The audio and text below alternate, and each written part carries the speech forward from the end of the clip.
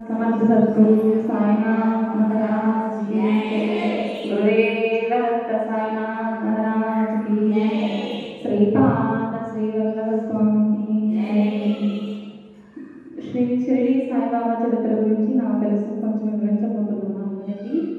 బాబా గారు మొదటిసారిగా అహ్మదాబాద్ నగర్ జిల్లాలోని కోక్గాడ్ గ్రామం దగ్గరలో ఉన్న షిరిడి అనే గ్రామంలో వేప చెట్టు కింద సుమారు చూస్తూ ఉంటే ఒక 16 ఏళ్ల వయసులో బాలుడిగా కూర్చుని ఉన్నారు. అక్కడ బాబా గారు నిరంతరం చిన్న బాలుడిలానే కనిపిస్తూ ఉంటారు. కానీ ఒక ఆకలి కానీ, దప్పులు కానీ, వాన కానీ, ఎండ కానీ బాబా గారికి తెలియదు. బాబా గారు ధ్యానంలోనే ఉండేవారు. ఎప్పుడు చూస్తున్నారు పెడతారు. బాబా గారు నిరంతరం ఎప్పుడు ఉదయం నుండి నిద్ర లేచిన కానీ నిద్రపోయేవాళ్ళు కూడా ద్వారకామాయిలోనే ఎక్కువ నివసించేవాళ్ళు. అది పాడుబడే మసీదైనా కానీ ద్వారకామాయిలోనే ఉండేవారు బాబా గారు. బాబా గారు చేసిన వీళ్ళన్నీ మీరు ఇప్పుడు చాలా వాటికి చెప్పారు. మీకు కొత్తగా చెప్పాల్సిందంటే కొన్ని ఉన్నాయి. బాబా గారు ఒక పులి ఉంటుంది. పులిని మాకు మీ వయసులో మాకంత చెప్పేవాళ్ళు లేరు. కానీ మీకు ఇలాంటి గురువు దగ్గర మీరు ఇలా ఆడుకోవడం మీరు ఎప్పుడో చేసుకున్న పుణ్యం. మేము అనుభవించాలి, మీరు అనుభవిస్తున్నారు, మిమ్మల్ని చూసి మేము ఆనందపడాలి. కానీ మీ అందరూ నేర్చుకోవాల్సింది ఏంటి అంటే వాళ్ళని చూసి నేను ఆశ్చర్యపోయాను. ఎంతో సైలెంట్గా ఉండి పలకరింపు కూడా సాయిరామ్ అనే మాట తప్ప వాళ్ళ రెండో పలకరింపు లేదు. వాళ్ళ పాటలు వాళ్ళ వయసుకి ఆ నడవడిగా చూసి వాళ్ళు సాఫ్ట్వేర్ ఉద్యోగులు అంట. కానీ వాళ్ళ పేరు ఎలా పెట్టారంటే గురువు గారు పరివారం ఒక పేరు, సహదేవుడు అనే ఒక పేరు, సిద్ధమంగళ సూత్రంలో ఉన్న నామాలన్నీ కూడా వాళ్ళ శిష్యులకు పెట్టారు. వాళ్ళ శిష్యులు కూడా వాళ్ళకి తగ్గట్టే ఉన్నారు. శిష్యుల్లో 3 రకాలు ఉంటారంట. బాగా జ్ఞానం ఎలా ఉంది, భూత్ భవిష్యత్ వర్తమాన కాలం అంటే జరగబోయేది ఆయన తెలుసు, జరుగుతున్నది ఆయన తెలుసు, జరిగిపోయింది ఆయన తెలుసు. ఇప్పుడు మీరు చెప్పిన కాలాలన్నింటిలో 3 రకాలు ఉన్నాయి. అలానే శిష్యులు కూడా గురువు గారు చెప్పకముందే చేసే శిష్యులు ఉంటారు, గురువు గారు చెప్పినా చేయని శిష్యులు ఉంటారు, గురువు గారు చెప్పింది కూడా చేయని శిష్యులు ఉంటారు. మనం 3వ రకంలోనే ఉన్నాం. ఆయన చెప్పినా కూడా మనం చేయటం లేదు. అది మనకే అర్థమవుతుంది. కానీ ఇప్పుడు టీవీలో చెప్తున్నారు అనగాష్టమి వ్రతం రోజు దత్తాత్రేయుడు చేయండి, ఆరుద్ర నక్షత్రంలో వచ్చింది శివుడికి అభిషేకం చేయండి 16 సంవత్సరాలు 17 సంవత్సరాల క్రితమే మన గురువు గారు మనకు చెప్పారు. టీవీ ఇప్పుడు వచ్చినాయి. దత్తమాన తత్వంలో 16 రోజులు చేసే ప్రతి ఒక్క కార్యక్రమం కూడా ఇప్పుడు టీవీలో చెప్తున్నారు. కానీ మన గురువు గారు ఎప్పుడో చెప్పారు.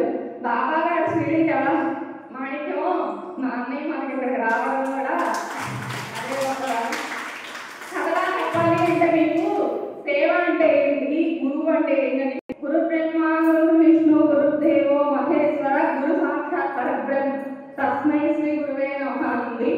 గురువు గారు అనే పేరులోనే 3 వచ్చారు.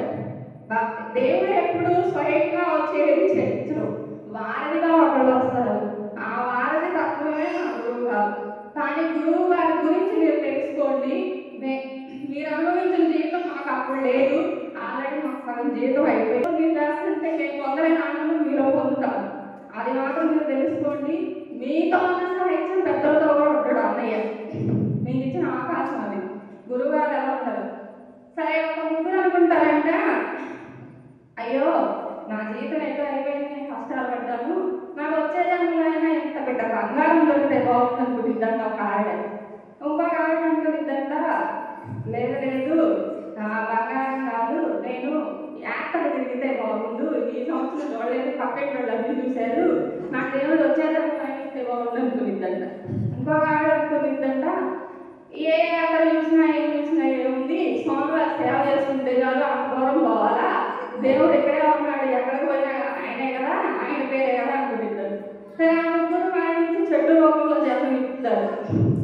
3 చెట్లు అయితే ఒక చెట్టు ఏమైంది నడుపుతారు, 3 చెట్లు నడుపుతారు. ఈ బంగారం కావాలనుకున్న ఆమెమో ఒక బాక్స్ లా తయారు చేస్తారు. చెక్క పెట్టి ఉంటాయి కావాలి, ఆ చెక్క పెట్టిలో బంగారం పెట్టుకొని పెట్టుకుంటారు. ఆ చెక్క పెట్టుకొని ఆమె కోరిక నెరవేరింది. ఇంకో చెట్టు ఉంటుంది, ఆ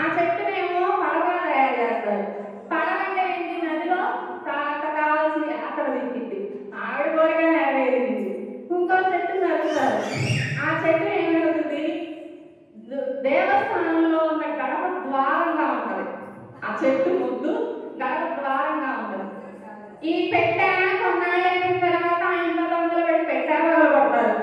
పెట్టె పని అయిపోయింది. ఇంకా ఆ కోరుకుని ఆలోచించింది ఇంకా అంతతోనే పోయింది ఆ జీవితం. ఈ పడవ ఏమైంది, కొన్నాళ్ళ తర్వాత పడవ కూడా నదిలో మునిగిపోయింది నలిగిపోవడం వల్ల. కానీ గడప ద్వారం ఏమైంది, స్వామివారు గుడి ఉన్నప్పుడు కానీ ఎప్పుడు ఉంటుంది. అలా ఎలా దొరికింది అంటే అంత అదృష్టం, తన కోరుకుని కోరికింది నేను స్వామివారి సేవ చేసుకోవాలి అని. అలానే మన జీవితం అంతా. అయితే పాలున్నాయి, ఇంకొక కథరూపంగా చెప్పాలంటే పాలున్నాయి. పాలు ఒకరోజు కాయకూడదు ఏమవుతుంది, ఇరిగిపోతుంది, పనికిరావు. అదే పాలు కాసి తోడేసామనుకో పెరిగేది, పెరిగి ఉంటుంది ఒక 2 రోజులు ఉండదు, మనం ఫ్రిడ్జ్లో పెడితే ఒక 3 రోజులు ఉండదు, తర్వాత అది కూడా పనికిరాదు. అదే పెరుగు మజ్జిగ చేసామనుకో మజ్జిగ ఉంటే ఒక 3 రోజులు పొలగా కాదు. అదే మజ్జిగని మనం చిరికి వెన్న తీస్తే వెన్న పోసుకొని కొన్ని రోజులు ఉంటుంది.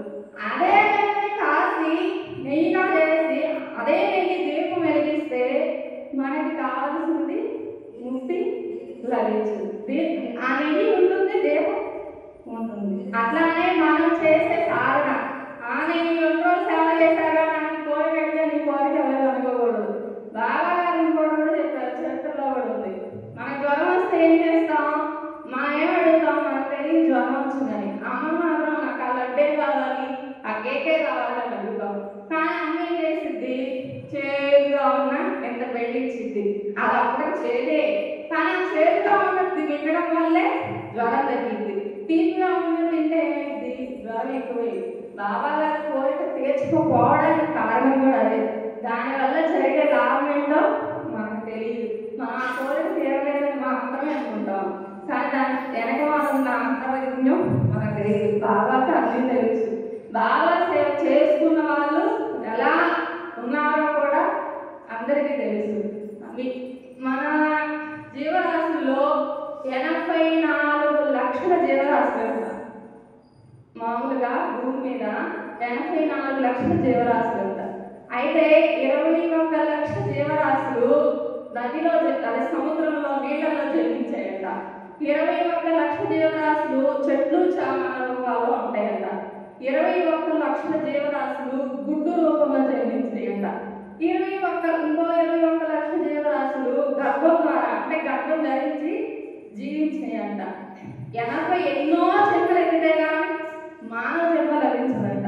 కానీ మానవ జన్మ లభించింది అంటే మానవుడికి ఉన్న జ్ఞానం ఏ జీవికి ఉండదు. చెట్టుకు నిద్ద, చెట్టు మళ్ళా ఆడుకోలేదు, తిరగలేదు, తినలేదు, కావాల్సింది చూసుకోలేదు, ఏ జీవికి ఉండదు.